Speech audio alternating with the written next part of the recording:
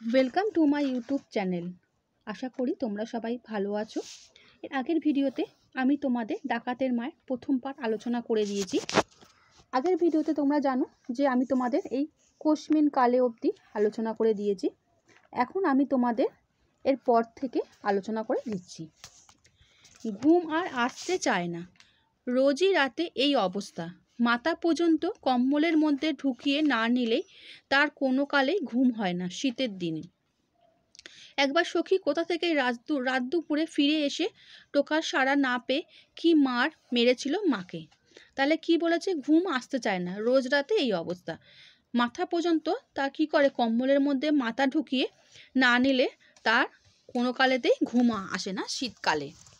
একবার সখী সে রাত দুপুরে সে কোথা থেকে সে ঘুরে এসেছিল, আর তার মাকে ডেকেছিল।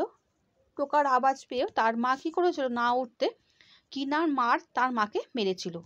বলে দিয়েছিল যে যদি কোনো রকমের নাক মুখ ডেকে শুতে দেখি তাহলে খুন করে ফেলে দেবো। তার মাকে কি বলছে, যদি সে এইভাবে যদি নাক মুখ ডেকে ঘুমিয়ে থাকে আর তাকে সাড়া দিলে যদি সে সাড়া না পায়, না এক ডাকে ওঠে, তাহলে কি হবে, তার মাকে কি করবে, খুন করে মেরে ফেলে দেবে। বাপের বেটা তাই মেজাজও অমন করা। তা কি বলেছে, তার বাবাও ছিল এরকম। তার ছেলে কি করেছে, যে তার ছেলের এই স্বভাবটাও বাপের মতনই পেয়েছে, তাই মেজাজটা কি করেছে, তার বাপের মতনই বলেছে যে বাপের বেটা, তাই মেজাজটা অমনি করা। আপাদ মস্তক কম্বল মুড়ি দিয়ে নাক ডাকিয়ে ঘুমোলে একটু বকুনি দেবার লোক পর্যন্ত সেই বাড়ি নেই। বাড়িতে গেল 5 বছরের মধ্যে। এই কি কম দুঃখের কথা? তাহলে কি বলছে, যে আগে মুখ ঢাকা দিয়ে শুলে তার ছেলে এসে তাকে বকুনি দিত, কিন্তু এখন সেই 5 বছর ধরে নেই। তা এটা কি তার খুব খুব কম দুঃখের কথা যে তাকে বকুনি দেবার পর্যন্ত লোক এখন ঘরেতে নেই। ঘুমের অসুবিধা হলে ছেলের কথা মনে পড়ে। সে একদিনের জন্য নাক মুখ ডেকে শোয়নি 5 বছরের মধ্যে। ঘুমের অসুবিধা হলো, তার ছেলের কথা মনে পড়ে, আর সে কি করে, এখনো অবধি সে নাক মুখ ডেকে সে 5 বছরের মধ্যে একবারও সে এইভাবে শোয়নি। বাইরে নোনা আতা গাছতলায় শুকনো পাতার ওপর একটু খড়খড় করে শব্দ হলো। গন্ধগোকুল কিংবা শিয়াল টিয়াল হবে বোধ হয়। কি খেতে এসে এরা আসে বোঝা দেয়। বুড়ো হয়ে শীত বেড়েছে। তাহলে কি বলছে, যে গন্ধগোকুল বা শিয়াল তারা আসে, পাতার একটু আওয়াজ হলে সে বুঝতে পারে যে কিছু এসছে, তারা কিছু খেতে টেতে আসে, তাই বলেছে। আগে একখান কম্বলে কেমন দিব্যি চলে যেত। এ কম্বলখানাও হয়েছে অনেক পুরানো কালে, মানে কি বলেছে, আগে একটা কম্বল হলে তার দিব্যি চলে যেত। এখন বুড়ো হয়েছে, শীতও বেড়েছে, তার খুব শীত করে, কিন্তু এই কম্বলটা তো অনেক পুরানো। এর আগের বার সখী জেল থেকে এনেছিল, সে কি আজকের কথা? তার মানে সখী যখন জেল থেকে এসে, সখী এখন 5 বছর নেই, তা সে যখন এনেছে তখনকার সেই আগেকার সেই কম্বলের কথা। সেই কম্বলটা কি আর টেকে? তার মানে বুঝতে পারছো যে কম্বলের কি অবস্থা হয়েছে। কম্বলখানার বয়স কত বছর হবে তা হিসাব করতে গিয়ে বাধা পড়ে। টক টক করে টোকা পড়ার মতো শব্দ যেন কানে এলো। টিকটিকির ডাক বোধ হয়। হাতি পাকে পড়লে ব্যাঙেও লাথি মারে। টিকটিকিটাও শুদ্ধ খুনসুরি আরম্ভ করেছে, মজা দেখাবার জন্য করে না। তাহলে কি বলছে, টোকা মারা শব্দ পেল, সে তাহলে ভাবলো যে টিকটিকি হয়তো সেই ডাকছে। যেমন হাতি যেমন পাকে পড়লে ব্যাঙে লাথি মারে, সেই আলোচনাটা করেছে, যেমন প্রবাদ বাক্য আছে, টিকটিকও তার সাথে কি করছে, খুনসুটি ইয়ার্কি মারছে। টকটক করে আবার দরজায় দুটো টোকা পড়ল। না, তাহলে টিকটিকি না তো, আওয়াজটা ক্ষণক্ষণে টিনের কপাটের ওপর টোকা মারবার শব্দ। সে এতক্ষণ ভাবছিল যে টিকটিকি টিকটিক করছে, সেই টকটক আওয়াজটাতে প্রথমটা ভেবেছিল, কিন্তু না, তারপরে আবারও সেই দুটো শব্দ পাওয়া গেল। ক্ষণক্ষণে টিনের কপাটের ওপর টোকা মারার শব্দ। বুড়ি উঠে বসে। ঘর গরম রাখার জন্য সে আগুন করেছিল মেঝেতে, সেটা কখন নিভে গিয়েছে, কিন্তু তার ধোঁয়া ঘরের অন্ধকারটা আরও জমাট করে তুলেছে। ঠান্ডাকালে সে কি করে, ঘরের মধ্যে একটু আগুন জ্বেলে রাখে যাতে ঘরটা একটু গরম রাখে, কিন্তু সেই আগুনটা তো কিছু আগেই নিভে গেছিল, কিন্তু তার ধোঁয়াটা কি করেছে, ঘরের মধ্যে থেকে গেছিল। এতদিনে কি তাহলে দলের হতভাগাগুলো মনে পড়েছে সখীর মায়ের কথা? সে ভাবলো যে তাহলে হয়তো দলের লোকেরা এসে টোকা মারছে, তার মায়ের কথা মনে পড়েছে, সখীর মায়ের কথা। তাই তার জন্য টাকা পয়সা হয়তো বা তার সাহায্যের জন্য কিছু এসছে।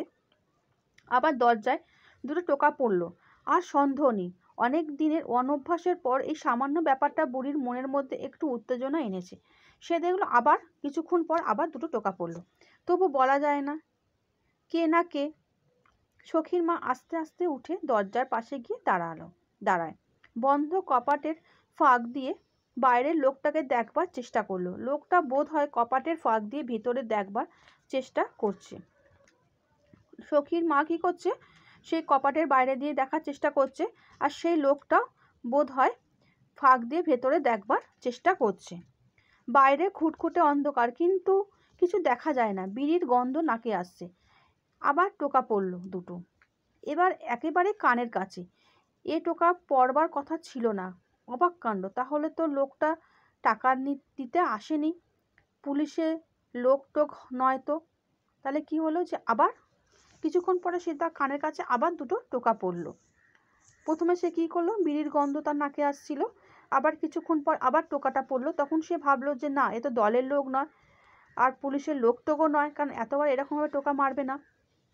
টোকা মারবার নিয়ম কারণ হয়তো ভালো জানে না। সখীর ছাড়া পাবার যে এখনো বহু দেরি, নিশ্চয় পুলিশের লোক। সে ভাবলো যে সখীর তো ছাড়া পেতে এখনো দেরি আছে, তাহলে হয়তো কোনো পুলিশের লোক এসছে। তবে তুমি যেই হও, টাকা দিলে নিশ্চয়ই নিয়ে নেব, তারপর অন্য কথা। তার সখীর মা কি মনে মনে ভাবছে যে তুমি যে কেউ হও না কেন, যদি টাকা দিতে আসো তাহলে কি করবে, যে সখীর মা টাকাটা আগে নিয়ে নেবে। কথা বলতে হবে সাবধানে, দলের কারো কাছে নাম ধাম আবার মুখে দিয়ে বেরিয়ে না পড়ে অজান্তে। তাহলে সখীর মা মনে মনে কি ভেবে নিচ্ছে যে কথাবার্তা খুব সাবধানে বলতে হবে, কারণ বুড়ো মানুষ হয়েছে, যে মুখ থেকে যাতে কোনো নামটা না বেরিয়ে আসে। হঠাৎ মনে পড়লো হুড়কো খুলবার আগে 10 বার নিঃশ্বাস ফেলার কথা, কারণ তার ছেলে বলে দিয়েছিল সেই প্রথমবার যে দরজা খোলার আগে 10 বার যতক্ষণ না নিঃশ্বাস পড়ে অতক্ষণ থেমে তারপরে দরজা খুলতে। মানসিক উত্তেজনায় নিঃশ্বাস পড়ছে না, তা গুনবে কি? বুকের মধ্যে ধরাস ধরাস করছে।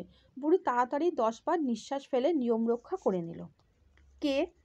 দরজা খুলে সম্মুখে এক লম্বা চওড়া লোককে দেখে ডাকাতের মায়ের ও গা ছমছম করে। ঘর যে একেবারে ঘুটঘুটে অন্ধকার, ঢুকি কি করে? কে সখী? ও মা তুই? আমি ভাবি না কে না কে, তাহলে কি বলছে যে একজন লম্বা চওড়া লোক ঘরের মধ্যে ঢুকে এলো। তাহলে বুঝতে পারছো যে ডাকাতের হিসাবে সখী কিরাম ছিল, তার চেহারাটা খুবই ভালো ছিল, লম্বা চওড়া। সে ঢুকে আসার পর তার মা তাকে বুঝতে পারেনি, কারণ ঘরটা খুবই অন্ধকার ছিল। তারপরে সে জিজ্ঞেস করলো কে, তখন সে বললো যে আমি সখী। তখন ওর মা বললো ও তুই? বুড়ি ছেলেকে ধরিয়ে জড়ছে। এছাড়া বুড়ো হয়েও সে কোনো রকম থেকে গেল জেল থেকে। এ ছেলে বুড়ো হয়েও সেই একই রকমই থেকে গেল। জেল থেকে ছাড়া পেয়ে ফিরছে, বুক ফুলিয়ে পাড়া জাগিয়ে ঢুকতে পারত বাড়ির অনাসে, কিন্তু দরজার টোকা মেরে মার সঙ্গে খুনসুটি হচ্ছিল এতক্ষণ। এই আনন্দ তার রাখবার জায়গা নেই। তার মা ফিরে এসছে, তার মায়ের কাছে তার ছেলে ফিরে এসছে, সেই আনন্দটা এতদিন পর তার মায়ের রাখবার জায়গা নেই। আচ্ছা বন্ধুরা, এর পরের পার্টটা আমি তোমাদের আলোচনা করে দেব। ভালো থেকো।